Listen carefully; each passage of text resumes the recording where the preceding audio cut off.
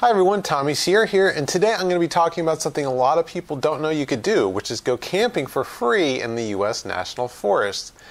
I'm going to show you how I prepare, and then I'm going to take you with me on a hunt for a free campsite in the forest so you can see how I do it.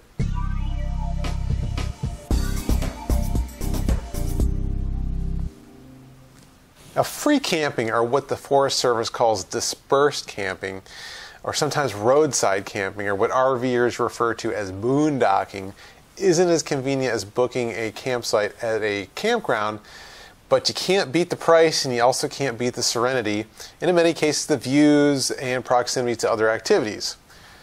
Of course, backpackers already know about this, but for casual car camping, the forests are the best kept secret. If you're not fond of campgrounds, and if you don't mind doing without facilities that many would consider to be necessities, such as bathrooms and electrical hookups and a camp store. Now, I'm not ragging on campgrounds, but campgrounds have really fallen out of favor with me personally for a few reasons.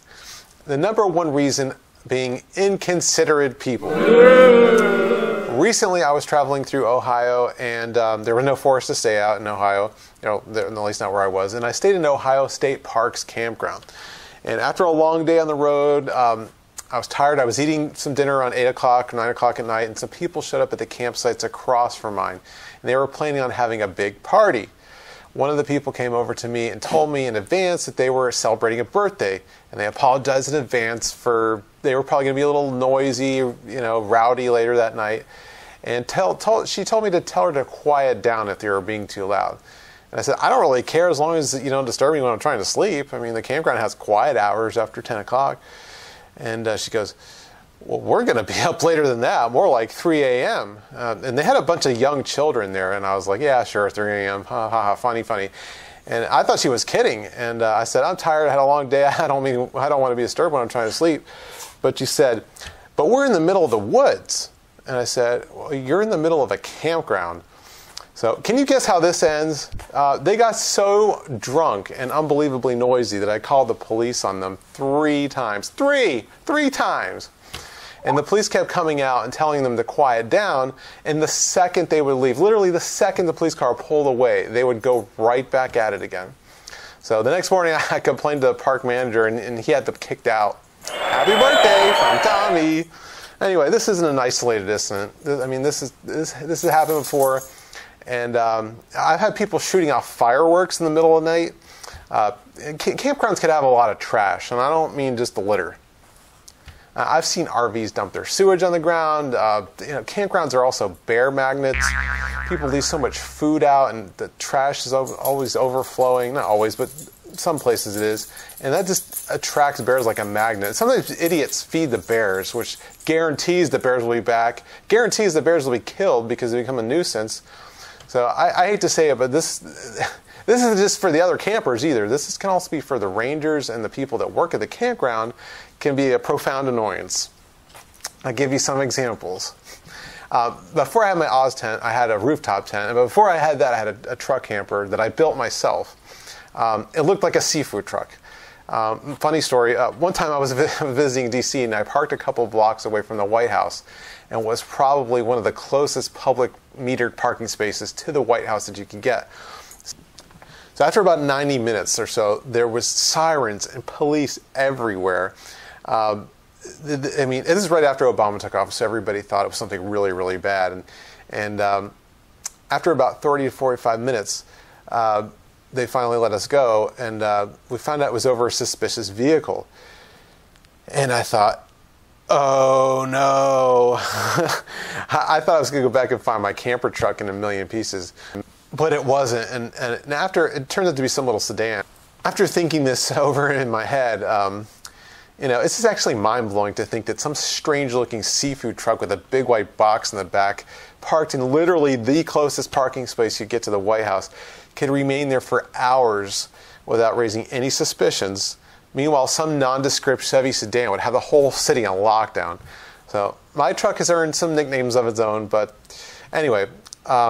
Also, I was in another city one time working temporarily, and I had to find a campground. And I pulled up into the camp store. I didn't have a reservation, but I pulled up to see if they had any sites. And the woman behind the counter said, "And that?" And And I said, yes. And she goes, well, we won't allow that in here. And I mean, it didn't look like a luxury liner, but it didn't look bad. I mean, it's very utilitarian in design, but it looked a lot better than a lot of the old clunky RVs that I see. So fast forward a couple of years, I was in another campground, and around 1 o'clock in the morning, I was sleeping soundly in the camper, and someone comes pounding on the door with a flashlight, and the dogs who are with me, they start barking, and I start yelling, not knowing who it is. And before we know it, the whole campground, was awakened by all this noise. And the man identified himself as the ranger, which I confirmed he was, and he says, no sleeping in vehicles. And I explained that, it's a camper, not unlike all the other RV campers around me, and told him in not so many nights for us to take a hike. But anyway, the most recent time was at a state park campground in another state, and the park rangers were pulling people over in the campground for traffic violations. And I was pulled over for not wearing my seatbelt in a campground, like right near my campsite, right in a campground, not wearing my seatbelt. I mean,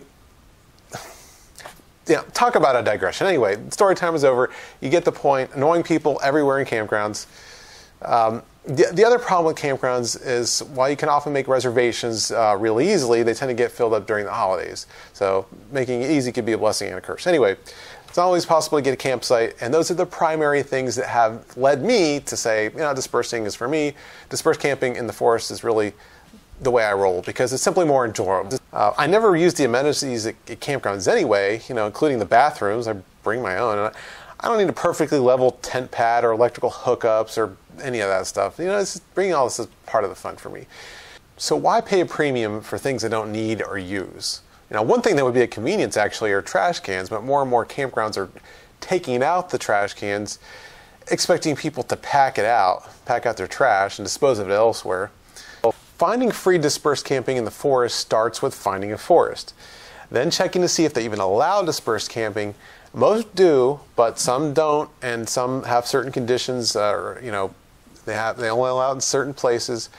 There's always rules and certain conditions to begin with for dispersed camping. So let's take a look.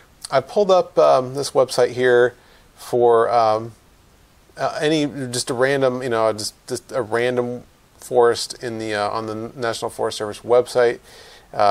This is kind of representative of a fairly restrictive one. Has quite a few rules that are typical, but this one is a little bit more restrictive. So I thought we'd go over this one real quick just to take a look at it for an example. So here's their this is their rules here. There's a 14 days per month limit on how long you could stay, and that's pretty typical. They don't want you to move in. No camping or campfires in the forest within city limits. That one I haven't seen before, but this is in California, this particular forest here. Do not camp on private property unless you have the owner's permission. That's pretty standard. Just because it's a national forest doesn't mean it's all public land. It's not. People don't know that. They forget. There is private property in the forest, and you have to respect it. No camping within a quarter mile of a wildlife watering tank or hole. This is in Arizona, not California. Anyway, it was unlawful for a person to camp within a quarter mile of a natural water hole containing a man-made watering facility containing water in such a place where the wildlife or domestic stock will be denied access to the land. That may or may not be a problem. That's one I haven't seen here in the Southeast personally, but that's just one example. Camp at least 1 mile away from a they have designated campgrounds in the Forest Service, and they want you in this particular forest to stay at least a mile from one of those developed campgrounds. And I wouldn't say that's typical. I mean, there's signs posted near those developed campgrounds that say don't no camping here. They don't want you to do it like right outside the campground, but a mile from that's kind of crazy. Anyway, please do not camp or drive through an open meadowland due to scarring effect. That's one I haven't seen, but that makes that's perfect. That's common sense. Down and dead firewood may be gathered around your camping area for use at your campsite, but it is legal to load wood in a vehicle to take out of the forest without a special permit. here in the actually for most of the country now, it's common knowledge you don't transport firewood. I never really see many rules saying not to take it out of the forest, but it just goes without saying, don't you transport potentially pests in the firewood. So select your firewood right where you're going to use it. Campfires can cause lasting impacts to the backcountry. Use a lightweight stove. Blah blah blah. These are maybe Southwest specific rules here due to the fire danger there.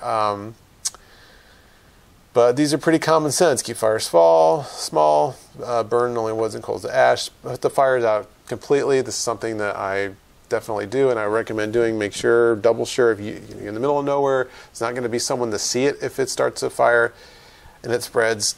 Put it out, make sure to dump water in it. When car camping in the National Forest, do not drive your vehicle more than 30 feet from the side of a designated roads to camp, except in designated camping corridors shown in the motor vehicle use map. In designated camping corridors, one can drive up to 300 feet from the road to car camp. These rules only affect motor vehicle use. Forest visitors can always hike to campsites farther distance from the roads. Now, that I have not seen that spelled out like that before, but that makes sense. I mean, it's a perfectly reasonable, good rule to have. I never venture more than 30 feet off the side of the roads anyway. Maybe a little bit, but I don't blaze a new trail through there. So that's perfectly reasonable. It's a good best practice, even if it's not a rule. I would definitely follow that regardless. So always use the pack in and pack out method for disposal of litter to keep your forest clean. If you don't do that, you need to start. Please use a digging tool to bury all human and pet waste at least 6 cents. This is another rule that just makes perfect sense. It may not be spelled out for you everywhere, but this is perfectly good sense. Practice leave no trace outdoor ethics. And dispose of all garbage, blah blah blah, sewage, waste material. You get the idea. So. Sometimes what you see, one particular forest that comes to mind is the Pisgah National Forest around Asheville. They only let you do what they call roadside camping in designated areas where it's a camping sign posted where you can camp. So I think that's a little strict. I don't like being told where to camp, but that's just one out of many. So, but to check to see ahead of time what the rules are. The next thing that you're going to need to do after making sure the Forest Service even allows dispersed camping is to get a motor vehicle use map. The Forest Service has designated certain roads being open to public use, and they make maps available showing you what these roads are, along with any restrictions for using them, like ATVs only. There also may be seasonal closures. And I have another video that goes into more detail about exploring the Forest Service roads, and there's a link down below in the description or on TommySierra.com. Now let's take a quick look at what one of those looks like. Off to the side here, we have what looks like in this diagram on the same document. This looks like a motor vehicle use map here. This shows this 535C. I mean, they're usually numbered. They're almost always numbered. Sometimes if you have a spur off the main road, like this is 535, you have 535A, 535B, C, D, and so on and so forth. But this shows you here, there's a legend that shows you, you can see how there's different shadings on these roads, which would refer to seasonal closures and who could use the roads and stuff like that. But here you can see that they have designated certain campsites in 4 areas along this particular road. Now sometimes you'll have this on certain forest roads. They'll, particularly where there's water involved and there's a lot of people or traffic, because the roads may be very narrow and there may not be really room for people to people may try to kind of eke out a campsite where it's just not really safe to do it. So in some places they'll designate certain areas where you could, and these aren't pay areas, sometimes they are, but those are more the developed campgrounds, but these are certain areas where they let you camp dispersed for free, but they want, where you're safe and out of the way. So definitely get a motor vehicle use map and look for any such restrictions. I mean, you can look for the motor vehicle use maps usually aren't the same as the maps that show all the amenities of the forest, such as recreation and developed campgrounds and picnic areas and stuff like these little icons are usually not on the motor vehicle use map, but you get a visitor's map for that stuff, definitely. And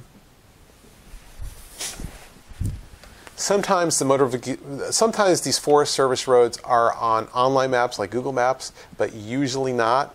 Whether it is or it isn't, always take a paper map just in case. I cannot stress that enough. I mean, it could be a printout, it could be a big paper map, fold-out map, it could be a hand-drawn map that you do with a Sharpie when your printer was out of ink map.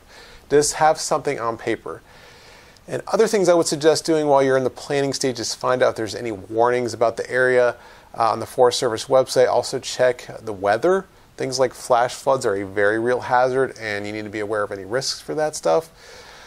Find out where any of the nearest stores are. If you where you can find supplies, you may need a store if you forget something. Remember, there's no camp store in the forest, so if you forget something, you have to make do without it. And if you want to find out where other recreational activities are, now is the time to find it and plan it before you get out to the forest. Now, once you have your maps and your camping supplies and you're packed up and ready to go, the next step is to explore the forest roads you've found. And it's time that you and I went on a field trip, and you can see how I do this.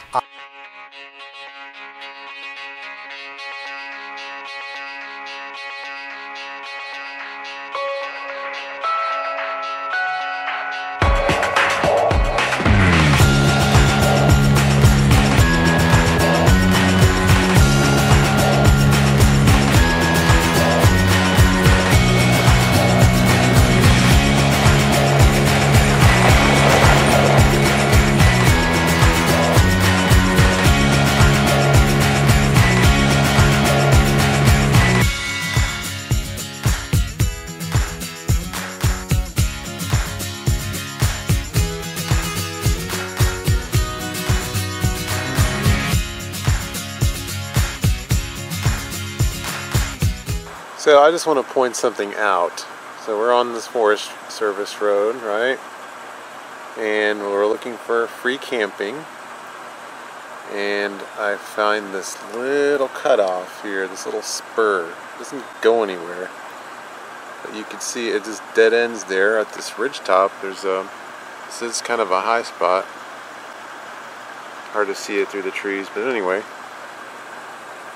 Somebody has made this a campsite before. I'm not advocating clearing anything, of course. It's already clear. But if you want to back in there, there's a campsite for you. It's waiting for you.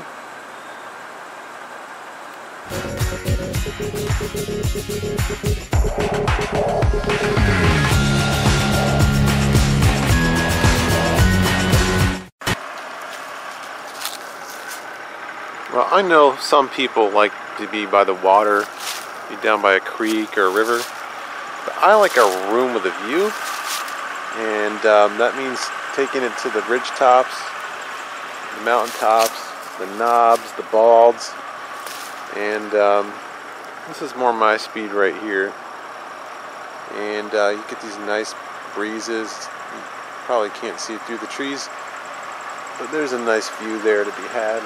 No leaves on there, and it's nice and level grass, like someone mowed it. There's already a fire ring waiting for you, some firewood. It's not bad for the price of $0.00. Can't complain about this one. I will put this on my short list, see what else is out there.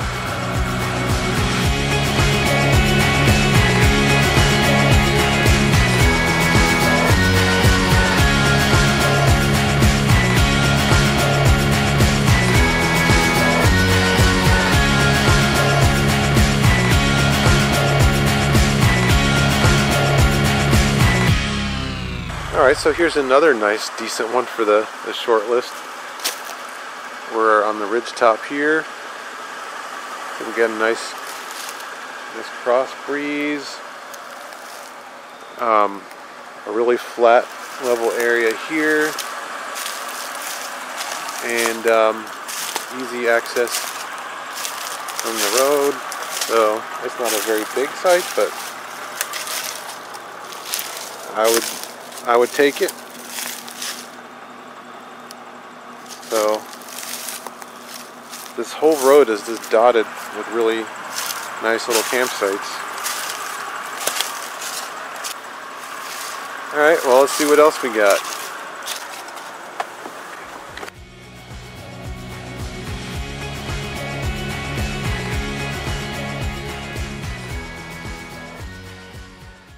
Well, if I didn't know better, I'd say this was a campsite and a campground. It's the back end site and everything.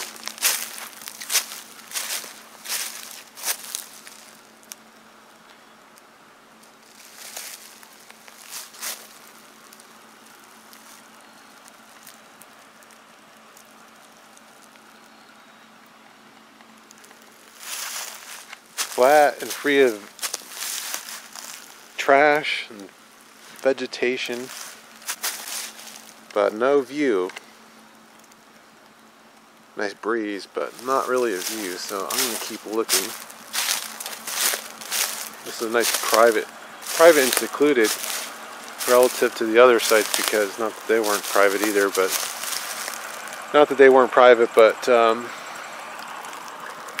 this is really backed up off the road quite a bit. So, you know, some campsites would charge you, some campgrounds would charge you $50 a night for something like this.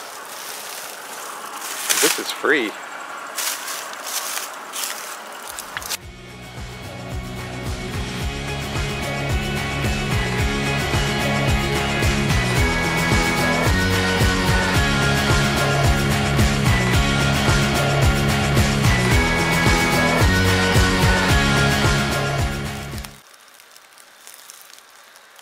Well, here's a little clearing here that I could work with, but there's nowhere to park. Oh, no parking. But this is normally what I look for right here. Where we have a view. It's probably hard to see it on the video, especially through the trees, but there is a view. And we're on a ridge top, so we actually have a view on two sides. And a breeze from two sides. And in the summertime, that is just marvelous. It's priceless, really. That's what you want.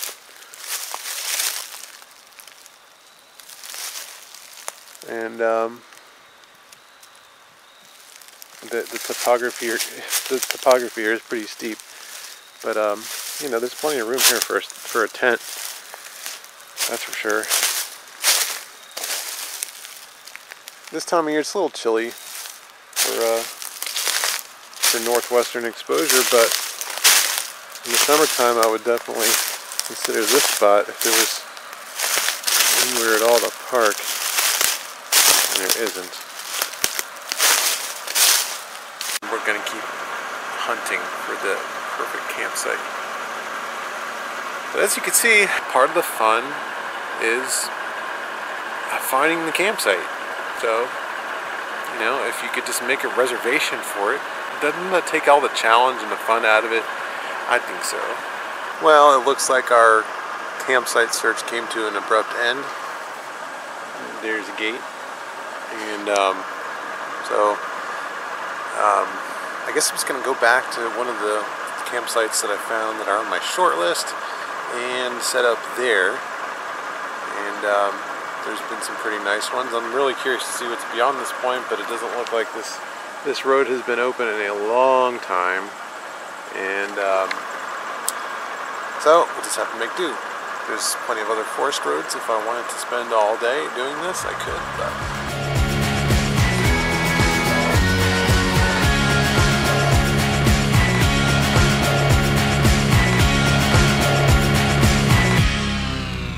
Well, folks, I found it. This campsite has it all. Ample parking day or night. It's big. It has a view. It's got a fire ring already. And it has LTE. Really, what more can you ask for? This is perfect. Shade plus sun. It's grassy. You have a cross ventilation breeze from both sides of this ridge. I mean, it is perfect. Well, maybe not perfect, but it's pretty darn good. It's got most of the stuff that I look for. So, here's where we're setting up.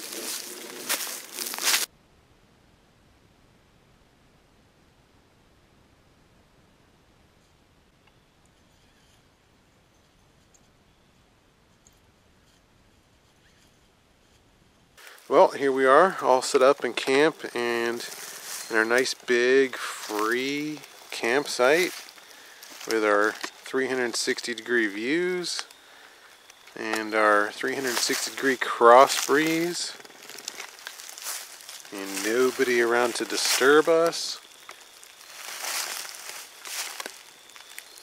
It's just what I was looking for.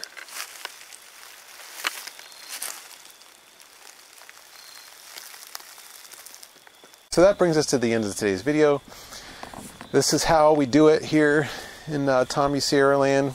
I like to camp for free in the woods, away from disturbances and inconsiderate people and other noise and stuff. Just to be here in nature, in the quiet, without any disturbances. It's just great. It's the way it was the way Mother Nature intended for it.